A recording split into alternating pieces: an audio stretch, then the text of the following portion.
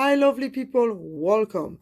Today I will talk about how knowing yourself changes everything.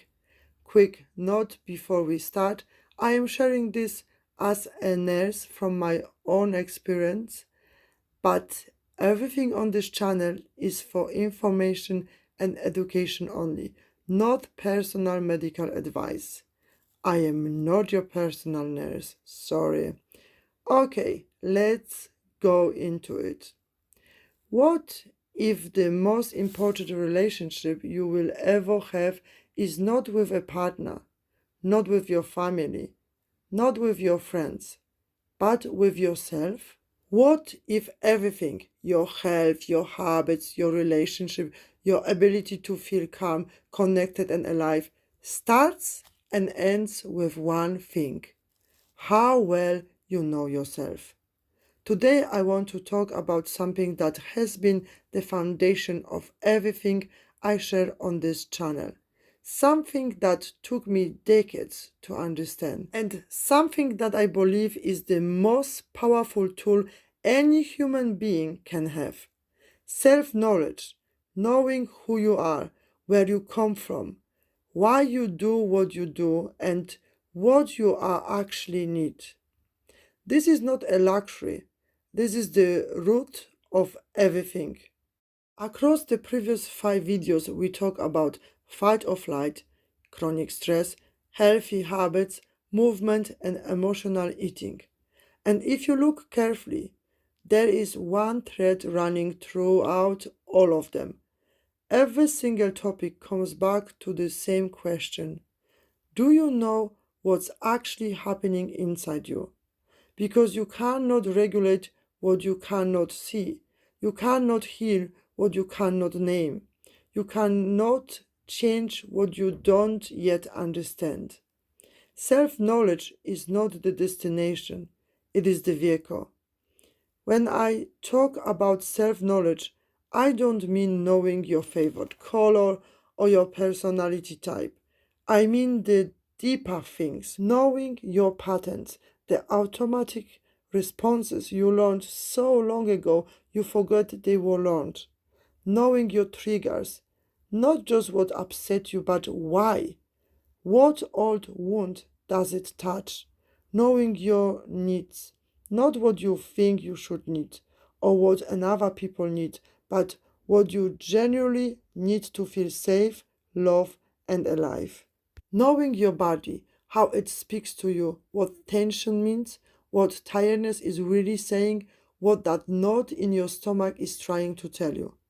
Knowing your story, where you came from, what you absorb, what you carried forward without choosing to. Very important part. Very often we respond automatically. We learn this sometimes from our parents, which now is not good. That took me very long time to unlearn, but was a very important thing. This kind of self-knowledge is not comfortable. It requires honesty. It requires sitting with things you would rather not look at. But it's the most liberating work a human being can do. Because once you see the pattern, you are no longer run by it. Most of our patterns were formed before we had the language or awareness to question them. As a children, we absorb everything: the mood in the room, the unspoken rules, the message about who we should be, what was safe to show, and what needed to be hidden. We build strategies to survive our environment, to get love, to avoid pain, to stay safe. And those strategies became our personality, our way of moving throughout the world. The child who learned that being helpful keep the peace becomes the adult who cannot say no. The child who learned that showing vulnerability brought punishment becomes the adult who never asks for help. The child who learned that love was unpredictable becomes the adult who either clings or pushes away. None of this is weakness. None of this is character flaws. Those are brilliant adaptations that kept us safe when we were small and powerless. The work of self knowledge is not to judge those strategies, it is to see them clearly enough to choose consciously as an adult wherever they still serve you. Most of the time they don't, but you cannot make the choice until you see the pattern. I want to share something personal here. I spent most of my life not knowing myself and thinking I did. I knew my opinions, my preferences, my skills, my achievements, but I didn't know my patterns. I didn't know why I always put another first, why I find it almost impossible to receive help, why I projected strength and knowledge, skills, even when I was struggling inside. Why certain people and certain situations triggered something so old and so deep in me. I thought I was just this way, that this was me. It took years of real self reflection to understand that most of what I thought was me was actually a response, an adaptation, a strategy built by a child trying to navigate an unpredictable world. And when I started to see that, something extraordinary happened. Not immediately, not dramatically, but slowly. I started to have a choice. Not just reacting from the old wiring, but pausing, seeing, and sometimes choosing differently. That gap between stimulants and response, that tiny space where choice lives, that is what self-knowledge creates.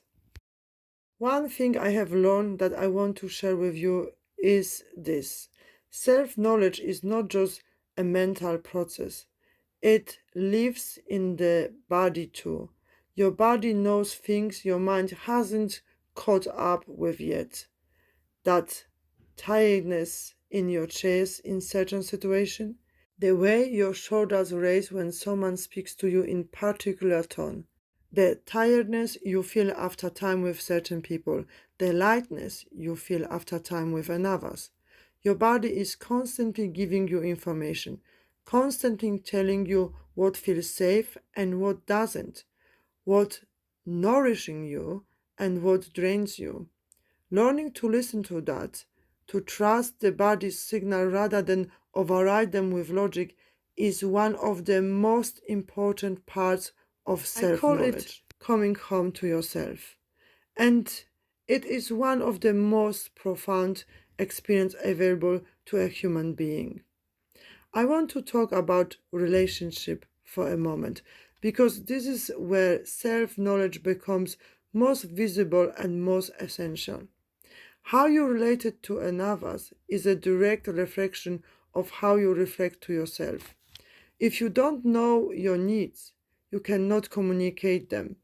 If you don't know your patterns, you will repeat them. If you don't know your wounds, you will keep touching them in every relationship. If you don't know your worth, you will accept less than you deserve. I spent years in relationships, friendship, romantic connection, where I show only carefully selected parts of myself, where I managed how I was perceived, where I was helpful, skilled, strong, and secretly exhausted and lonely. Not because the another person were wrong, but because I haven't yet learned to know and show the whole of myself. Self-knowledge changes this.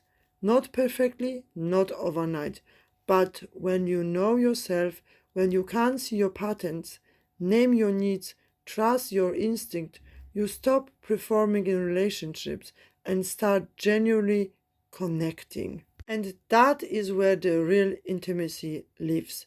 Not in being impressive, in being known. So, how do you actually build self knowledge? Because it sounds abstract, but it is deeply practical. First, slow down enough to observe yourself. You cannot know yourself at full speed. Self-knowledge required pauses, moments of genuine reflection, even 5 minutes of quiet at the end of a day. What's happened today? How did I feel? What triggered me? What surprised me? Builds enormous self-awareness over time. Second, get curious instead of judgmental. When you notice a pattern, a reaction, a behavior, an emotion, instead of judging it, get curious. Where did this come from? What is this protecting? What does it need? Curiosity opens doors. Judgment closes them. Third, pay attention to your body. As I said earlier, your body knows. Start noticing its signals: tension, ease, expansion, contraction. Those are data. Learn to read them. Fourth, be honest with yourself. This is the hardest one because we all have blind spots. We all have things we would rather not see. But the parts of yourself you cannot look at honestly are exactly the parts that run you from the shadows. Gentle, honest self-reflection, not self-criticism, is the most powerful practice I know. Fifth, give yourself enormous patience. Self-knowledge is not a destination you arrive at. It is a lifelong practice, a daily conversation with yourself. Some days you will see clearly, some days the old fog will return. Both are part of the process. I want to share something that has been the foundation of my own journey. The ancient Greek philosopher Socrates said, "Know yourself." 2 words, thousands of years ago, and still the most radical, most powerful, most transformative instruction available to a human being. Know yourself. Not fix yourself, not improve yourself, not become someone else. Know yourself. From that knowing, real change becomes possible. Real connection becomes possible. Real health becomes possible.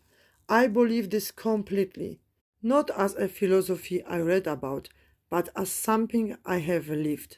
Self-knowledge is not the beginning of the journey, it is the journey itself.